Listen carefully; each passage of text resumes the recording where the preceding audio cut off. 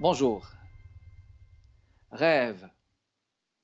Pour abandonner mes rêves, il faudrait d'abord que je trouve la personne ou le peuple à qui les confier. En toute assurance, paix. Paix, tu me manques. Tu nous manques. Tu manques à cette humanité perdue, à cette planète suppliciée, et jusqu'à l'insondable, l'impassible univers. Ce fut un extrait du nouveau livre d'Abdellatif Labi intitulé Presque rien qui vient de paraître en 2020 aux éditions Le Castor, Astral. Aujourd'hui, nous avons le plaisir d'accueillir justement Monsieur Labi Abdellatif, poète, écrivain et traducteur marocain qui a cofondé en Maroc en 1966 la revue Souffle, qui a influencé considérablement le monde culturel maghrébin. Monsieur Labi a développé une écriture empreinte d'une grande humanité, consacrée au combat pour une plus grande justice et pour la liberté. Il a écrit plusieurs romans, recueils de poésie, théâtre, livres de jeunesse. Il a reçu le prix Goncourt de la poésie en 2009 et le Grand Prix de la francophonie de l'Académie française en 2011. Abdellatif Labi a obtenu le prix Mahmoud Darwish 2020 pour la création et la liberté, en même temps que Noam Chomsky des États-Unis et Zakaria Mohamed de la Palestine. Ici Kamal Benkiran, bienvenue chez Arts et Lettres, mesdames et messieurs. Monsieur Labi, bonjour. Bonjour. C'est un plaisir, un honneur de vous accueillir, monsieur, parmi nous, ici, chez Arts et Lettres, à ici Télévision. Alors, comme je viens de dire, vous êtes celui qui a bouleversé à un moment donné au Maroc et considérablement le monde culturel marocain et maghrébin avec la revue Souffle dans les années 60, une revue très ancrée justement dans l'imaginaire de tous les Marocains de l'époque, une revue très engagée qui vous a même valu l'emprisonnement. Et ce que vous avez vécu justement n'est pas évident et vous a permis justement de saisir certaines choses. Quelles sont ces choses? Voulez-vous nous en parler? De la revue du Souffle, ce que je retiens, c'est qu'il y a dans l'histoire de chaque peuple des moments, je dirais, privilégiés, où il y a une prise de conscience qui va permettre de passer d'une époque historique à une autre, d'une culture à une autre, d'une perception du monde et de l'humanité à une autre. J'ai eu, avec mes compagnons de l'époque, Mustafa Nissabouri, Mohamed Khaireddine, Farid Belkahia, Oui. Mohamed Cheb'a, j'ai eu l'honneur ou le privilège, j'allais dire, de me trouver à cette jointure de l'histoire où nous avons été, en quelque sorte, ceux qui ont permis justement ce passage dans la douleur, dans la révolte, mais aussi dans la construction d'un imaginaire nouveau, d'une culture nouvelle, d'un statut de la culture différent par rapport à celui qui préexistait. Voilà donc, en quelques mots, j'allais dire, le sens profond de cette aventure de la revue Souffle. Nous avons été cette génération qui est la mienne, la génération qui a permis d'abord de commencer à décoloniser les esprits et à décoloniser la culture, et par conséquent à s'engager dans la création d'une culture nouvelle, d'une culture qui fait appel à notre mémoire historique, à notre culture populaire, mais aussi à la culture universelle. Une culture qui rompt avec la mentalité du colonisé. Voilà donc quel était le sens de cette aventure.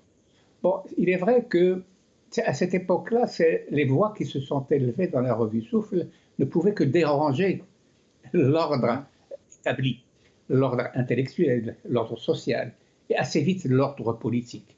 Parce que pour que disons, les espérances que portait la revue Souffle pouvaient aboutir, il fallait aussi un changement, j'allais dire, du système social, culturel et politique dominant. Et politique, oui. Donc, on a été perçu effectivement comme subversif, d'où l'emprisonnement d'un certain nombre de membres de la revue, dont moi-même, bien entendu. Alors, l'expérience de la prison, il faut dire que, bon, à cette époque, très franchement, je ne m'attendais pas, étant donné l'activité que j'ai eue, qu'elle soit culturelle dans le cadre de la revue Souffle, ou même politique, dans le cadre de la nouvelle gauche qui était en construction, je n'aurais jamais imaginé que j'allais être condamné à 10 ans de prison pour cette activité-là. Mais une fois que ça a été fait, il fallait assumer. Il fallait assumer cette nouvelle situation, la vivre, la dépasser aussi par le travail de l'esprit, par une résistance quotidienne à cette machine infernale qu'est la prison, qui est une machine faite pour détruire l'être humain, le soumettre, justement. Oui. Or, si j'étais entré en prison, c'était parce que j'ai exprimé cette révolte, ce cri, et c'est pas la prison qui allait me soumettre. Donc, tout l'enjeu de la prison, c'était de comment résister, comment garder la tête haute, et comment aussi faire continuer le travail de l'esprit, comment se reconstruire soi-même. Je n'ai jamais autant lu de ma vie qu'en prison. Oui. L'amour que je portais C'est une expérience enrichissante. Oui, l'amour que je portais à ma femme avant d'entrer en prison s'est amplifié, est devenu, a rempli toute ma vie, en quelque sorte. Et je suis redevable à cette expérience que nous avons vécue ensemble. Elle dans la grande prison et moi dans la petite. Oui. Je suis redevable à cette expérience de ce que nous sommes devenus en tant que couple, c'est-à-dire un couple qui, 56 ans ou 57 ans après, est toujours là, amoureux. Est toujours là. Combatif. Très bien. Alors, on va faire une pause publicitaire. On va vous revenir, mesdames et messieurs, avec notre invité, un invité d'honneur d'aujourd'hui, M. Abdellatif Labi. Restez avec nous.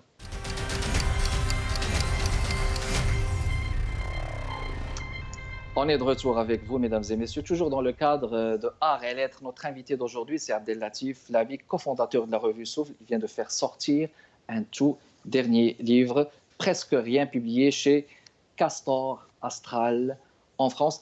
Monsieur Labi, on parlait justement de la revue Souffle. Je disais que c'est une revue qui a été ancrée dans l'imaginaire de tous les Marocains de l'époque, de tous les Maghrébins, une revue qui a franchi même les frontières. Mais comment est-ce que vous faites justement pour rapprocher la poésie et l'aspect politique critique? Comment est-ce qu'on arrive à lire la poésie justement comme un emblème de beauté et à la fois du combat des idées? C'est tout naturel. Je crois que le lien est naturel. La poésie ne peut pas être étrangère à la condition humaine. Elle n'est poésie, elle ne joue son plein rôle que dans la mesure où elle est, justement, elle adhère à la condition humaine. Et par conséquent, le poète est un témoin. C'est quelqu'un qui voit ce qui se passe dans le monde, qui est touché lui-même au plus profond par ce qui se passe. Comment peut-il rester indifférent? Toute la question est de comment exprimer tout cela dans une langue et avec les moyens artistiques que nous permet la poésie. Mais là, bon, bien entendu, je crois qu'il faut un certain temps, il faut acquérir sa propre langue. Je crois que un des grands défis qui se pose à chaque écrivain, c'est comment construire au sein de la langue dans laquelle il s'exprime, comment construire sa propre langue, celle qui va justement d'exprimer toute la complexité, j'allais dire, de la condition humaine, mais aussi de l'être humain et de soi-même, l'énigme qui est la nôtre, qui est Très bien. Celle de l'individu. Alors, justement, donc, le rôle de la langue, justement, pour exprimer son intériorité. Et puis, au fil de vos œuvres, vous avez écrit aussi sur le Maroc il y a ce Maroc à deux vitesses que vous critiquez, que vous avez toujours donc porté sur votre cœur. Vous avez écrit 2 livres, je vais les rappeler. Maroc, quel projet démocratique en 2012, et un autre Maroc, lettre à mes concitoyens en 2013. Alors, Monsieur Labi, comment arrive-t-on à être un intellectuel engagé dans un Maroc à deux vitesses, justement? Mais parce qu'il y a deux vitesses, sinon 3 ou 4. Voilà pourquoi. Vous savez, moi, je suis d'extraction populaire. Mon père était un artisan sellier de la ville de Fès. Ma mère était femme au foyer. Donc, je viens d'un milieu modeste et je n'ai jamais oublié d'où je viens. Donc, je peux très bien partager les souffrances, les difficultés, la colère aussi que ressentent la majorité des Marocains qui vivent dans la détresse, qui vivent aussi dans le déni de leur dignité en tant qu'être humain, le déni de leurs droits civiques en tant que citoyens. Donc, il est normal que je sois dans ce camp-là et non pas dans le camp de ceux qui profitent de cette situation, justement, avec parfois c'est-à-dire une insolence incroyable. Donc, quand on sort des grands axes routiers au Maroc, tout cela, et quand on va dans le pays profond, et quand on va dans les quartiers populaires, dans les bidonvilles, on voit qu'il y a une vitrine très bien soignée, la modernité, tout ce qu'on voudra, tout cela. Et puis, il y a, j'allais dire, le côté court, qui est ce Maroc démuni qui n'a pas énormément de droits et qui réclame justice de toutes les manières. Et puis vous l'avez toujours fait d'une manière, vous avez toujours fait avec de la dérision, de l'autodérision, ce qui est fort aussi comme outil ou comme moyen d'expression. Je pense que la dérision a toujours été, je dirais, dans votre œuvre, un moyen de communication efficace, voire dire un moyen de survie. Est-ce qu'on peut le dire comme ça? Vous avez tout à fait raison. C'est vrai que je suis passé d'une phase, la première, j'étais très jeune, c'était la période du cri, de la révolte, du refus.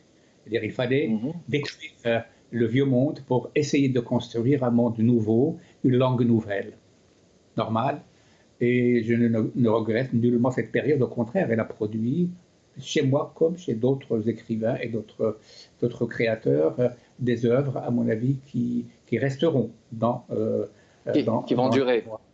Et puis, il y a la période après, on tire une vision un peu plus vaste de ce que sont de la condition humaine, de la complexité, justement, des problèmes auxquels on fait face. Et à ce moment-là, effectivement, la dérision, elle permet une critique peut-être plus acerbe encore des travers d'une société, des dérives d'un État, d'un pouvoir. En plus, personnellement, j'ai découvert, il y a quand même une bonne quinzaine, une vingtaine d'années, je dirais un peu mieux que la dérision. J'ai découvert l'autodérision. L'autodérision, oui. Rire de soi. La bonne dérision commence par soi-même. Par soi-même, exact. Donc, c'est une arme assez redoutable de relativiser les choses. Quand on arrive à l'autodérision, de se voir de l'extérieur, de voir aussi que parfois, même les choses qu'on combat avec force, eh bien, on peut tomber dans un certain nombre de travers, ou bien on n'est pas loin de tomber dans ces travers-là. Par conséquent, l'autodérision est vraiment salutaire. On va revenir, mais on va le faire après la pause publicitaire et on relancera le débat avec vous. Restez avec nous, mesdames et messieurs.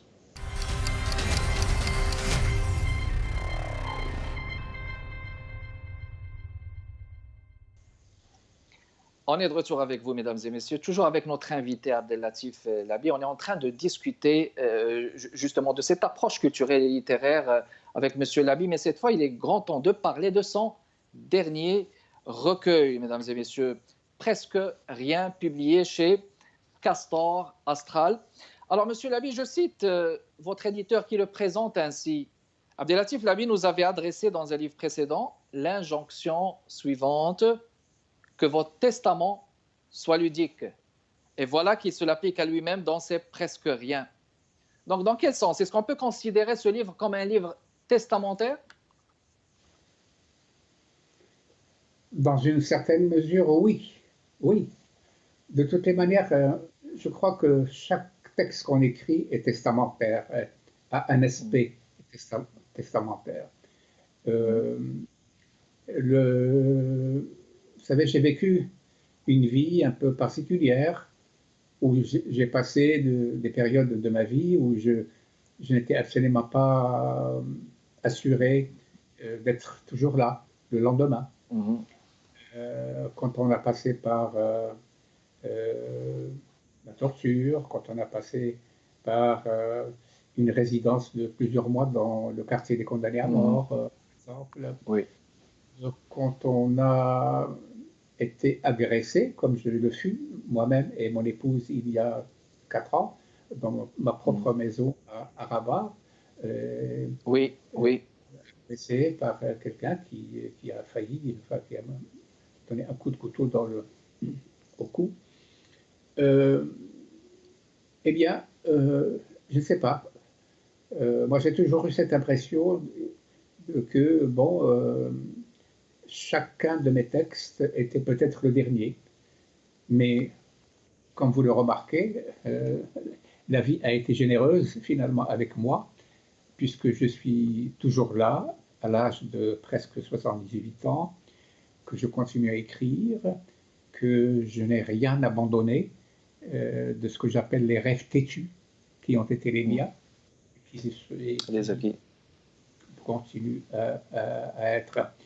Donc, mais c'est vrai que ce livre, presque rien, d'ailleurs il faut signaler que rien porte un S, c'est rien au pluriel. À ce moment-là, on a comme l'idée que c'est du chaos. On est dans le quasiment, presque quasiment, puis rien. Rien, c'est comme du vide ou du chaos. Ça pourrait être une interprétation préliminaire. Mais comment est-ce qu'il faut comprendre justement ce titre, Silabi? Bon, presque rien, c'est-à-dire c'est là aussi où l'autodérision rentre en compte. Presque rien. On a beau se prendre au sérieux en écrivant, croire qu'on peut changer le mot d'être humain soi-même, eh bien, il faut garder un petit malgré tout. Donc, ce titre est là justement pour exprimer ce que certains appellent l'élégance du désespoir aussi. Très bien.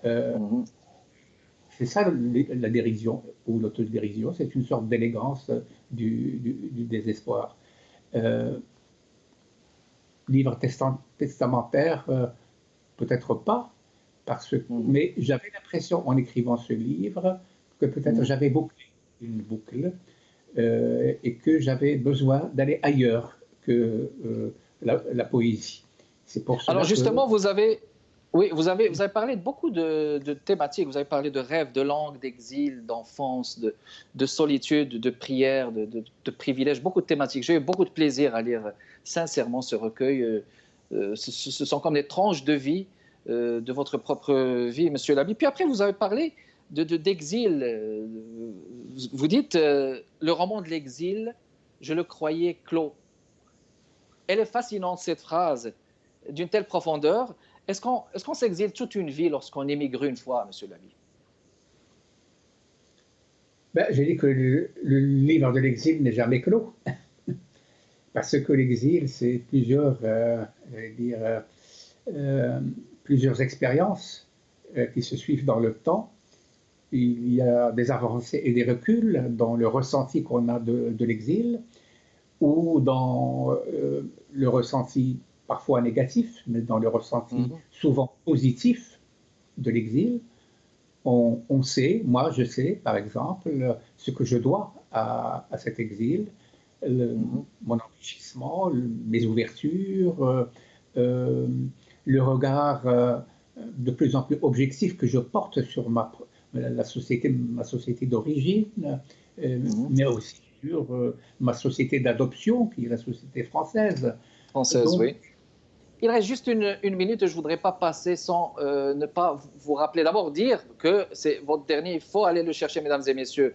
Presque rien de Abdellatif Labi. Il est disponible dans les bibliothèques, les librairies du Québec très prochainement. Il reste quelques secondes que vous nous dites un mot sur le Québec. On se parlait tout à l'heure en coulisses. Quel est votre message? Quel est le message que vous voulez adresser? Est-ce qu'il y a des projets d'avenir? Est-ce que vous venez prochainement? On vous écoute. Il y a un projet, je viens de donner à l'éditeur un roman que j'ai commencé à écrire 2 ou 3 mois avant la pandémie que nous connaissons et que j'ai terminé il y a 2 mois.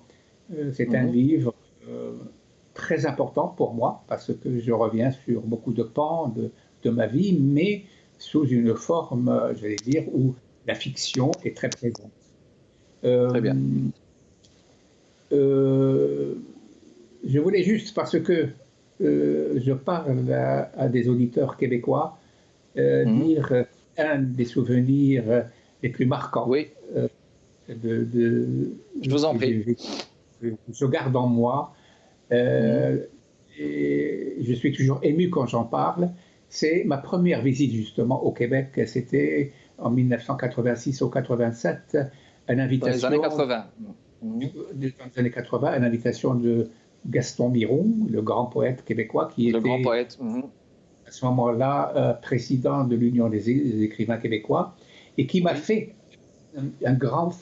qui m'a fait faire un grand voyage à travers le pays dans sa propre voiture.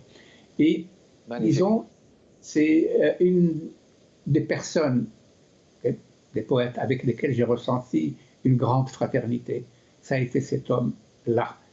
Je sors du Maroc, l'expérience douloureuse que j'ai vécue, et je rencontre un homme qui s'était battu déjà pour ma libération quand j'étais en prison, mais qui était déjà un poète connu, un immense poète, et il y a une fraternité immédiate qui s'instaure entre nous. Et voilà, un homme que je n'oublierai jamais. Je n'oublierai jamais justement la façon dont il parlait. C'est-à-dire, je découvre un Français autre, très coloré, très musical, et je suis sous le charme. Très bien. Alors, écoutez, on aurait aimé continuer l'entrevue avec vous. C'était tout le temps qu'on avait. C'était un honneur de vous avoir reçu, Si Abdellatif Labi. Merci beaucoup d'avoir accepté notre invitation. Merci beaucoup à vous, mesdames et messieurs, d'être toujours fidèles avec nous. Kamal Benkiran avec vous. Portez-vous bien. À la prochaine.